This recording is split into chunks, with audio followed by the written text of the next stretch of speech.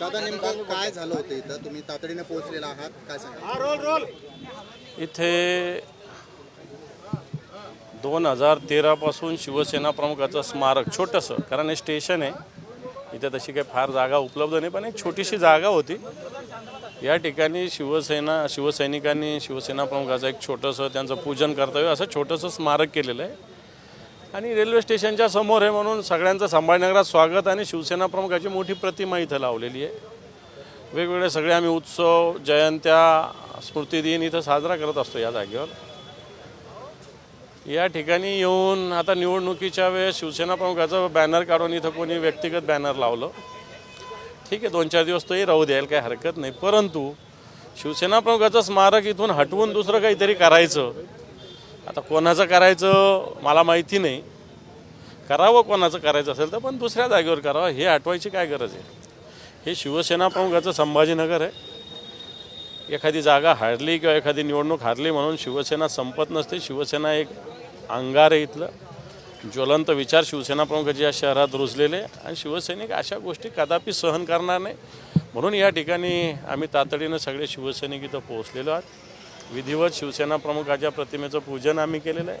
भगवा ध्वज इथं उभारलेला आहे आणि मला असं वाटत नाही कोणी या ध्वजाकडे आणि या प्रतिमेकडे वाकडी नजर करून बघेल. कोण स्मारक उभारत होते? बघा तिथं फोटो कोणाचा आहे वरती बघा. काँग्रेसचा विषय, काँग्रेसची त्यांच्या बहीण प्रियंका गांधी या दोन्हीही बसलेले आहे खुर्चीवरती आणि शाहू महाराज उभे आहेत असा एक पोस्ट भाजपने केलेला आहे. हा शाहू महाराजचा अपमान आहे, महाराष्ट्राचा अपमान आहे, अशा पद्धतीचं पोस्ट अशा प्रतिमा समोर उभेन बसलेले असं काय, याला काय अर्थ आहे का? आता आपण शिवसेना कुठे फोटो असतो त्याच्या खाली बसलो म्हणून काय अपमान तर काही आपलं काढतात भाजपवर. सत्ता स्थापनेला उशीर होतोय. 2,797 कोटीचा प्रस्ताव शेतकऱ्यांचा पडू नये नुकसानीचा, आणि इकडे या सत्ता स्थापनेचा फटका आता शेतकऱ्यांना पण बसला. सत्ता स्थापनेचा फटका सगळ्यांनाच बसतोय. या राज्यामध्ये लाडक्या बहिणींना 3,000 रुपये करायचे लवकर, आता ते पण झाले पाहिजे लवकर. शेतकऱ्यांची कर्जमाफी 7/12 कोरा करण्याचं आश्वासन दिलं तेही लवकर करायचं, आणि जी शेतकऱ्यांची राहिलेली मदत आहे ती लवकर वितरित करायची. 23 तारखेला बहुमत आलेलं आहे.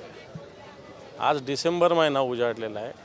अजून भारतीय जनता पार्टीचं नेतृत्व कोणी करायचं काय करायचं ठरत नाही. ठीक आहे, टी व्हीवर इकडे तिकडे येत असतील नाव कोणाचे, फडणवीसांचे वगैरे, पण अधिकृतरित्या भारतीय जनता पार्टीने कुठेही घोषणा केली नाही. एकनाथ शिंदेने सुद्धा माघार घेतलेली आहे, अजितदादाने माघार घेतलेली, मग का थांबलेले आहे? याचा अर्थ भारतीय जनता पार्टीला निर्णय घेता येत नाही किंवा भारतीय जनता पार्टीला या राज्याशी देणं घेणं नाही, अशा दोन्ही गोष्टी स्पष्ट होतात. शिंदे सत्तेबाहेर राहून काम करण्यासाठी आग्रही आहे असं गोगावले यांनी वक्तव्य केलेलं आहे. कसं बघतं या वक्तव्याकडे?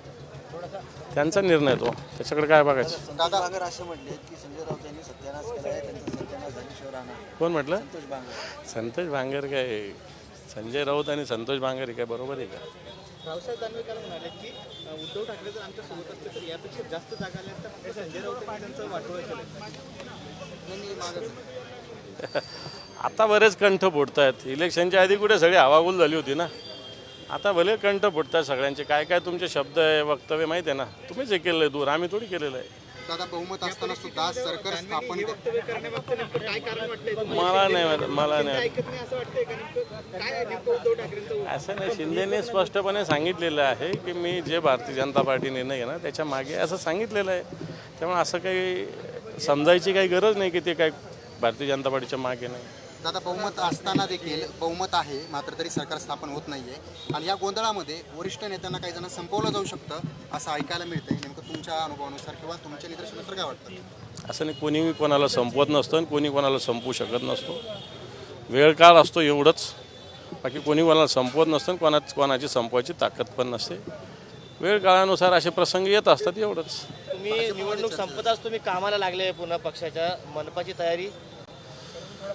हे पण निवडणुका हारणं आणि जिंकणं ही प्रोसेस आहे. ठीक आहे, यावेळी जरा मोठा पराभव झाला, पण तो संघटन त्याच्यानंतर त्याचं कामकाज हे तर चालणारी प्रक्रिया आहे ना, इथं चालूच ठेवली पाहिजे ना. ही बंद करून कसं झालेल? आपल्याला सगळ्या गोष्टी करायच्या, तर संघटन, संघटनात्मक कामकाज हे सगळं चाललंच पाहिजे, त्यामुळे सुरू केलं आहे आम्ही.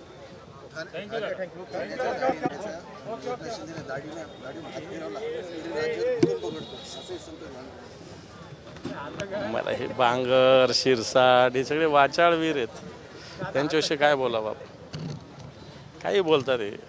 यांच्याला उत्तर देण्याची, यांच्या तोंडी लागण्याची गरज नाही असं मला वाटतं. ओके दादा. देश विदेशातील प्रत्येक घडामोडींचे लाईव्ह अपडेट मिळवण्यासाठी आता साम टीव्हीच्या सर्व सोशल मीडिया प्लॅटफॉर्मला लाईक, फॉलो आणि सबस्क्राईब करा. तसंच सर्व नोटिफिकेशनसाठी बेल आयकॉन प्रेस करायला विसरू नका.